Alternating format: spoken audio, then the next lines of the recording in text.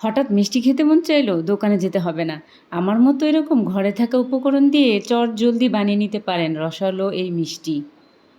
আসসালামু আলাইকুম everyone, welcome to Shaila's kitchen. Shaila's kitchen থেকে আজকে আপনাদের জন্য নিয়ে আসলাম পাউরুটি দিয়ে রসালো মিষ্টি রেসিপি। মিষ্টি তৈরির জন্য প্রথমে আমি নিয়ে নিলাম পাউরুটিগুলো। পাউরুটির স্লাইসগুলো থেকে আমি ছুরির সাহায্যে তার পাশের লাল অংশগুলো কেটে বাদ দিয়ে দিলাম। তারপর টুকরোগুলোকে একটা ব্লেন্ডার জারে নিয়ে নিলাম।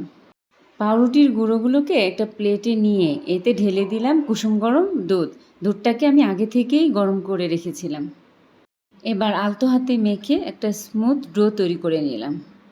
এবার পছন্দ মতো শেপ দিয়ে নিলাম। আপনারা যে যার পছন্দ মতো গোল লম্বা শেপ দিয়ে মিষ্টি তৈরি করে নিতে পারেন। এবার একটি কড়াইয়ে তেল গরম হয়ে এলে একে একে ছেড়ে দিলাম তৈরি করে রাখা মিষ্টিগুলো। চুলার আঁচটা মিডিয়াম টু লোতে রেখে আলতোভাবে মিষ্টিগুলো ভেজে নিতে হবে।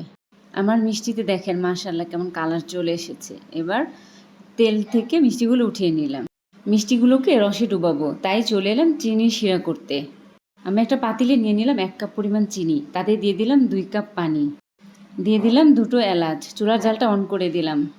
বলক চলে আসলে একে একে মিষ্টিগুলো দিয়ে দিলাম। 10 মিনিট জাল করে নিলে তৈরি হয়ে যাবে মজাদার